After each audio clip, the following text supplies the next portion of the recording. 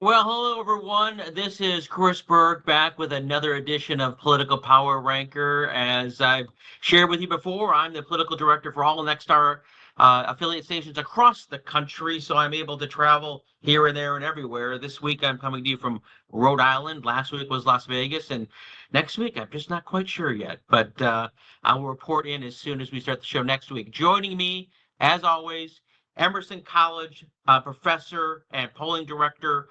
Spencer Kimball. Spencer, hello. Good to see you again. And I love your background today. Well, thanks, Chris, for joining us up here in the Northeast. We're looking forward to pulling together a couple of races today. I can almost see the Boston Commons behind you. Almost. It's right behind me. Hey, it's close. Well, we're going to start this week going to the southern part of the country, southeastern part of the country, North Carolina.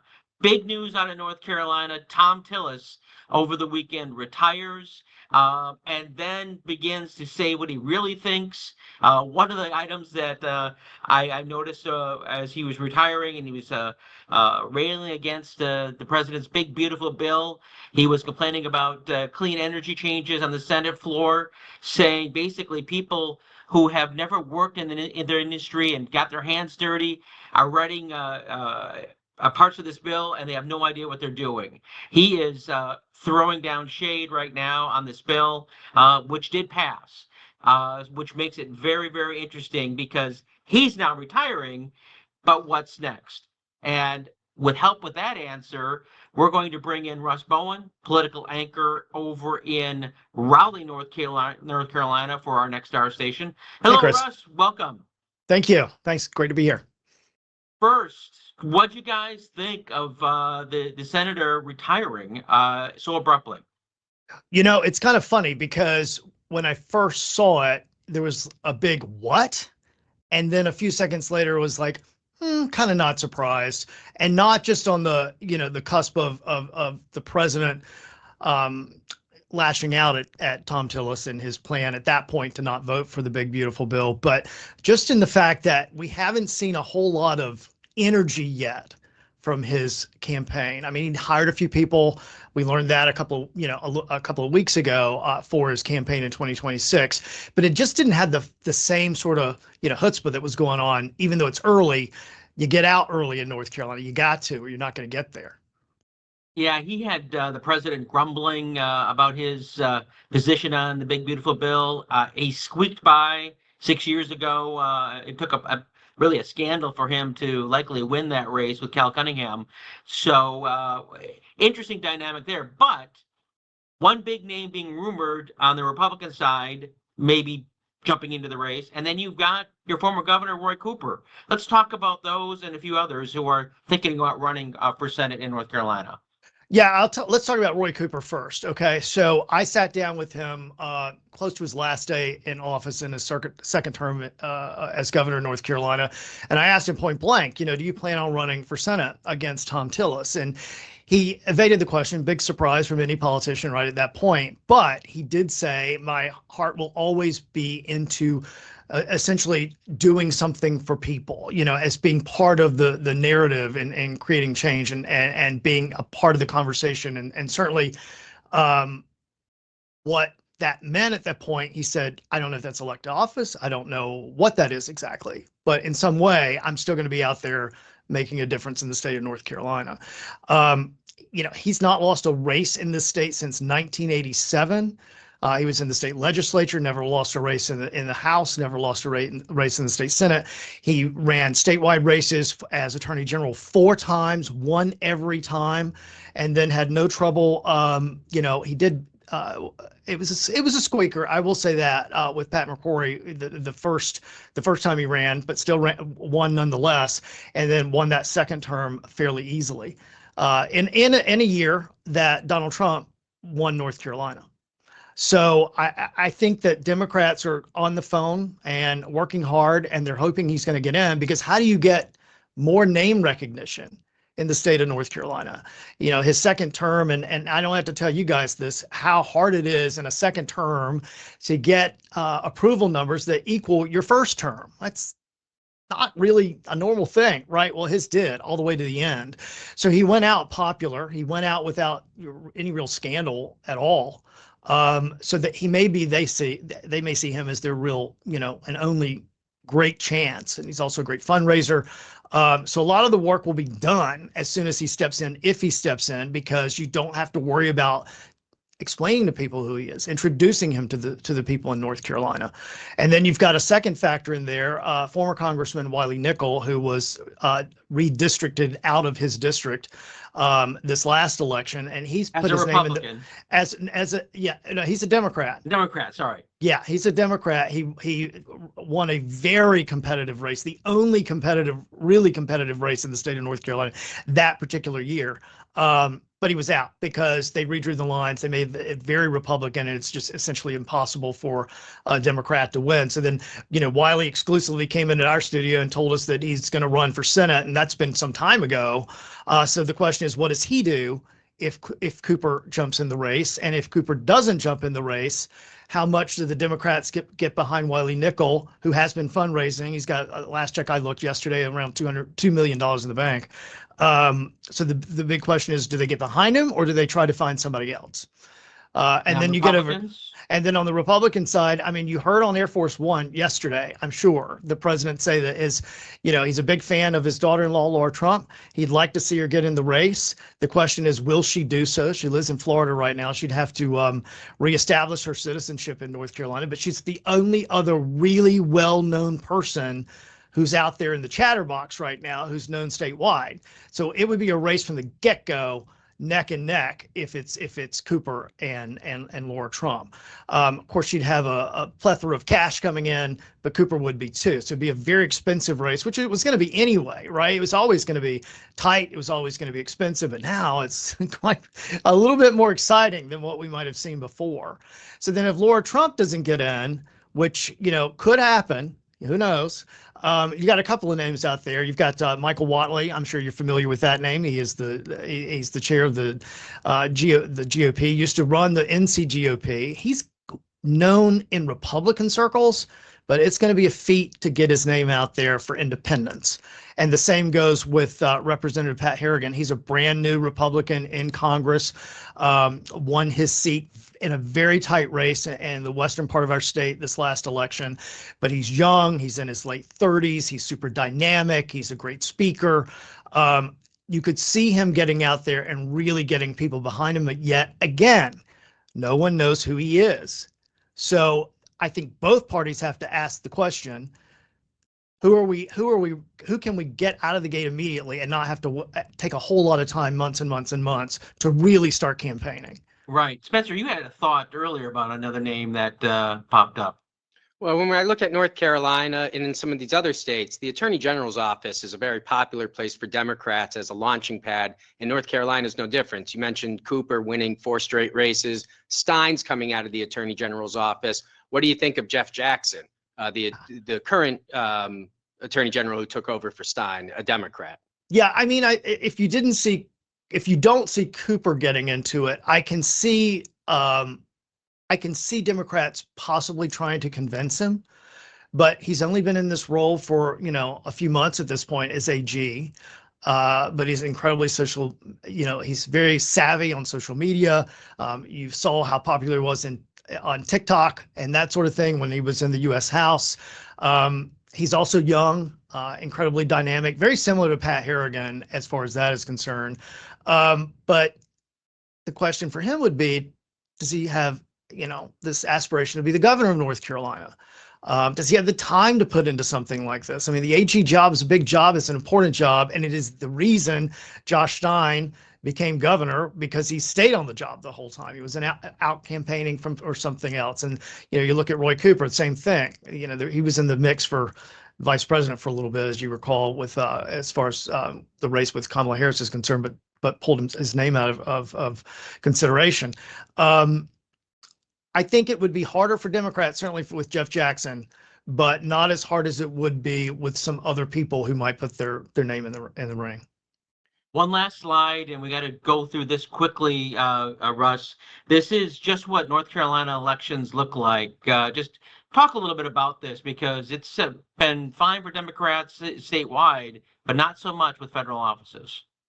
Yeah, it's so fascinating because, I think it's really important for people to understand in the state of North Carolina, by far, the largest voting bloc are the unaffiliated voters. So they're registered as unaffiliated. Then come Democrats, then come Republicans. But Republicans are winning these federal elections, but they're not always winning statewide elections. They're not winning the gubernatorial race. They did not win the lieutenant governor's race. They have not won the AG race in many, many, many years, decades. So But it's why? Why? Just real quick, why? We got 30 seconds for why. This group likes to split a ticket, and that's why we're called a purple state. And people may argue we're leaning more red now, but they split the mess out of this last ticket in this last election, and I think they'll do the same. They vote by candidate, the unaffiliated voter. And so they're going to go with what their gut's telling them and what, they feel is the right direction for North Carolina. And the direction for North Carolina is separate for them than the direction for the country. Two very distinguishable things among these voters. Fascinating. Russ Bowen, political anchor at the Nexstar property, CBS 17 in Raleigh, North Carolina. Thanks so much for joining us and that insight. It's been terrific. Absolutely. We're going to let you step away and do what you do best. Go anchor and dig up more political content. So thanks, Russ. And Thank you. I'm sure we'll be talking to you more. Great. All right, now we're moving quickly to Pennsylvania because there are a lot of things going on there. But first, we want to look at a ballot test graphic that Spencer commissioned and did here a week ago or so, showing where everyone stood. Spencer, talk a little bit about that and with a focus on Pennsylvania. Well, what we saw here in the Democratic primary over the last 5-6 months is a real shakeup of the race. Coming out of the 2024 election, looked like Vice President Harris was the de facto nominee, but now 5-6 months later, she's part of the pack. And what's very interesting here is Governor Josh Shapiro, who kind of pops up in the out of Pennsylvania, winning that gubernatorial election by a very wide margin, and now has potentially some presidential aspirations. But of course, he's got to get through another gubernatorial election, which is probably going to be a little bit closer. We'll see what candidate goes against him. So I thought we'd have a good opportunity to talk a little bit about Pennsylvania politics today, Chris. And of course, you brought in an ace reporter. I did bring in an ace reporter, Dennis the Ace Owens from Harrisburg, Pennsylvania. You may recognize Dennis. He's hosted many debates that we've done over the past several years, big ones, national ones from our Harrisburg studios. Dennis, I want you to listen to this soundbite from Josh Shapiro just the other day when he was asked about maybe being president one day. I am proud of the fact that the work we are doing on a bipartisan basis in Pennsylvania gets noticed by folks elsewhere. I'm focused on doing my job as governor, doing things like this that improve the lives of the good people of Pennsylvania, and I'm going to continue to focus like a laser beam on that. Well, that is a non-committal. He is also focused like a laser beam on being president of the United States someday. Make no mistake, Josh Shapiro was born with a Vote Shapiro button, run for a number of things. He is a very impressive candidate, and as you recall, was on the short list for Kamala Harris' pick for vice president. He is the governor of the biggest of the battleground states and has the ear of a lot of folks. Most recently, he was on Bill Maher, as you may recall. So he is getting national attention and exposure wherever he can get it. But as Spencer said, he's got to win the governor's race next year first. I don't see. I don't know. There's the sitting treasurer, Stacey Garrity, checks a lot of boxes on the Republican side to potentially run against him for governor. But the conventional wisdom here right now is none of the Republicans in the state at the moment have the heft to defeat Josh Shapiro. However, our state budget was due 2 days ago, June 30th. It is still undone. Word is Republicans in the Senate are going to play hardball, some suspecting that they don't want to give Josh Shapiro an easy budget win. And there's some fights on that. But that's internal Pennsylvania politics as far as the budget is concerned. But he's got to win for governor next year. I got one question for you on this, and then we got to go to a break.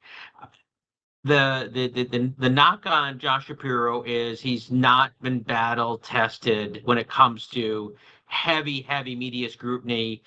He had a fairly easy race to win a few years ago in 22. What do you say to that? I would say there is some truth to it, but underestimate Josh Shapiro at your own peril if you're a political opponent of some sort. He's the most driven political person I've ever seen. But, and I find interesting, Chris, we're going to talk about potential vulnerabilities, and it's one interesting to talk about. I mean, he is a very proud member of the Jewish faith. Tries to take is every Friday night is with his family for their as they celebrate that. In a Democratic primary these days, when you have a wide field of people, is a Jewish governor, a person who's Jewish, a positive or a negative? And I never thought I'd see the day that potentially for some people it's a negative because of what's going on. Again, in a Democratic primary, when I got a vast array of people to choose from, who you going to back, what horse you going to back, that might be a difficult thing for them, might be a vulnerability in some people's mind. We got to take a quick break. When we come back, though, we're going to talk about congressional ballot testing. You got 4 or 5 seats that could easily be balance of power seats in Pennsylvania.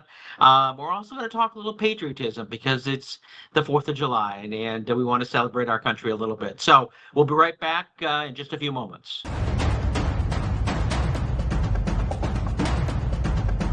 You know, the balance of power in the House of Representatives is going to be hotter than it's ever been in 2026. The big, beautiful bill that Donald Trump is pushing through Congress is going to make it very hard on a lot of Republicans who are in deep purple districts. And we have several of them in Pennsylvania. Spencer, you've got a congressional ballot test graphic to show us and some polling you've done. Tell us what it says. Well, Chris, in our national poll, we were able to ask people in a generic ballot test how they're going to vote, and you can see the Democrats are a +3. Back in 2024, they were a +1, where they pick up 2 seats. So these congressional ballot tests gives you a feeling of where the country's going, but midterm elections are sometimes wave elections where we see big movements. And so, Dennis, I'm interested to know, there's 2 freshman Republicans who picked up seats in the 7th and 8th district, that northeastern part of Pennsylvania. Where do you see their chances of being reelected? And then does Scott Perry, does he meet his match, or is he able to continue to serve the people of Pennsylvania? Let's talk about the 7th first. That's Ryan McKenzie. He defeated Susan Wild, who called him the luckiest politician in America. He won by 1 percentage point in what was a Donald Trump victory in Pennsylvania. In the 8th, Rob Bresnahan, which is the old Joe Biden area, he beat Matt Cartwright. Matt Cartwright announced he's not running for re-election. Neither is Susan Wild. But there's a lot of people thinking neither of those 2 Republican freshmen should get too comfortable in the seat, because if the wave turns, and oftentimes, you know, in a midterm election, the opposite party of the president does well, that dynamic that took them and rushed them to office might usher them right out of office in the same dynamic as Chris mentioned with the wave election. So the big, beautiful bill does matter. Both of them have, like a lot of Republicans, have embraced it. So, you know, they vote for it, but say, well, we don't want to cut anybody from food stamps and we don't want to cut anybody from Medicaid. But the arithmetic seems to suggest that that would happen. So what's going to be the fallout of the big, beautiful bill could be what happens to both of those. As for the 10th congressional district, Scott Perry continues to win. I will tell you that there have been both negative ads against all 3 of them. Democrats sense they can flip these districts. So Scott Perry, Bresnahan, and McKenzie, there have been negative ads against them. And now more recently, positive ads saying, hey, they're voting to cut your taxes. So there's already an ad war well before. This is the earliest I can remember of such things, and they're third-party groups, but there's already an ad war on politicians more than a year before the election. Oh my, money being spent this far in advance? What's the strategy behind that? Well, was that to him or me?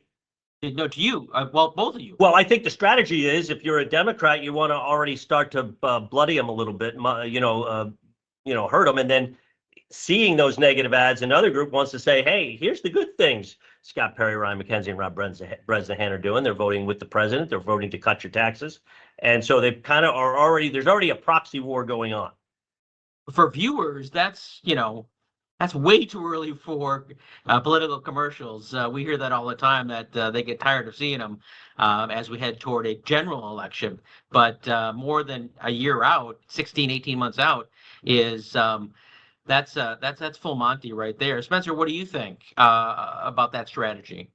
Well, I think they're trying to plant some seeds on these freshman Congress people that might not be well known in the district. And this is the opportunity to define your opponents. Probably the elections where they win, it's against Wild and Cartwright saying, hey, they don't deserve to be reelected. Now they have to make the claim that they deserve to be reelected. And the Democrats are saying, no, we got to throw them out and you need new people. So it's all part of a general political communication strategy. But to see it happening so soon, really, we've talked about this, though, for many years. The perpetual campaigns have been ongoing.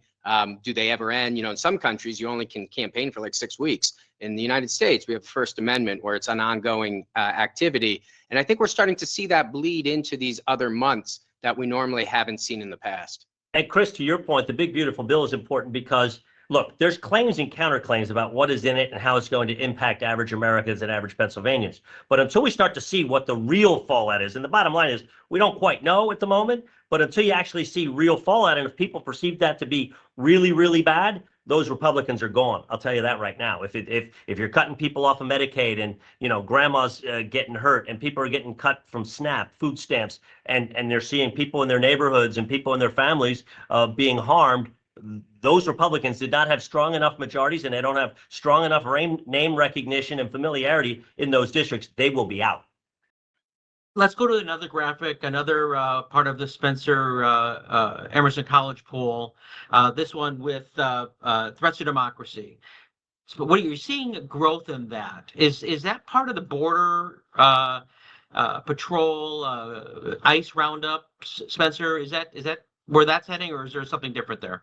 Well, I think you've got two things happening. One, look at the economy. The economy isn't that front of mind. It's not at 40% anymore. It's dropping into the low 30s. And so this gives voters something else to think about. So if they're not worried about paying the bills, now they're saying, oh, what else am I worried about today? This is where the threats to democracy has really increased. It's one of the highest numbers we've seen in our polling since we've been asking the question. So it does ask or beg the question, why? Why are we seeing this rise? And we obviously have a lot of changes and policies that are happening in this country very quickly. And I think people are still trying to, digest the new ideas. And right now, that's one of them that they are concerned about. And I think it's taking away from the economy where people are feeling a little bit more comfortable these days with higher, lower gas prices, higher stock prices. But overall, threats to economy is still going to be out there. And that's a Democratic issue, generally speaking, though Republicans rally around that threats as well, particularly on the immigration front. Well, one thing I think is interesting about the threat to democracy that I find fascinating, that Republicans see the threat to democracy as they feel like Donald Trump was inappropriately and unfairly targeted. They see an on steroids Justice Department as a threat to democracy, whereas Democrats see Donald Trump as the threat to democracy. So both people will say, yeah, there's a threat to democracy, but for completely different reasons. You are correct on that, Dennis. And so it's not just a 90% Democratic issue. It's more split than people realized. One last graphic on patriotism. Spencer, this is all you. Then we got to go to break. Talk to us what you're seeing here. Well, we're seeing a correlation here with the Trump administration and people's feelings about patriotism with age. As people are getting older, they're seeing or they're feeling more patriotic because of the Trump presidency. Everyone, we've got to take a quick break again. Coming up next, though, our political power ranker. This week we've got 3. We've got an up and a down and maybe something a little different. We'll be right back.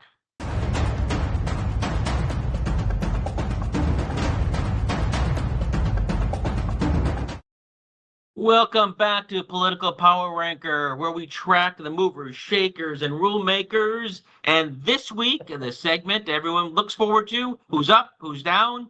And with that analysis is Spencer Kimball from Emerson College Polling. Spencer, who's up?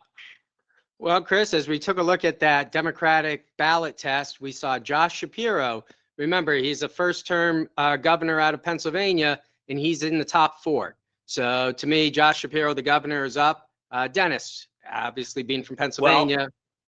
In the last 3 weeks, there have been big business deals for Governor Shapiro. Amazon investing here, Microsoft investing here, and the big U.S. Steel deal selling to Nippon, but keeping it headquartered in Pittsburgh. President Trump signed off on that. All of those very positive things for Governor Shapiro. Something to run a presidential race on. Maybe. Just guessing. Yeah. And Spencer, who's down? Well, who's down is U.S. Senator Tom Tillis, incumbent senator in North Carolina. The Democrats haven't won a federal election there since Obama in 2008 and Kate Hagan. So I thought he was, even though it was going to be a tough race, he was still the favorite to win that race. Dropping out of the race obviously shows that he's on the downfall. He is on the going down, and I think there's no person more happy than Donald J. Trump that he is going to step aside and let someone that Donald Trump would want to be the next senator of North Carolina, maybe even a daughter-in-law. Finally, let's look at one last slide because we got one other item, and that's a US of A. It is the 4th of July week. USA up, Russia 0. Sounds like the Miracle on Ice way back when in 1980. Dennis, any thoughts? Because I love the good old USA. Need I remind you where the Declaration of Independence was signed? Who gave birth to this nation? What state? That would be the Commonwealth of Pennsylvania. More importantly, Philadelphia, Pennsylvania. By the way, the clock is now ticking to the 250th anniversary of the United States, and in every state there's going to be events. PA 250, the clock's now ticking to next July 4th. No better way to end this segment than to end it in Pennsylvania, where the United States of America started. Awesome. Dennis Owens, political anchor from Harrisburg, Pennsylvania. Thank you for joining us. Spencer Kimball, as always, Emerson College Polling Director. Thank you. Everyone have a great 4th of July weekend, whatever it is, and we'll see you next week on Political Power Record.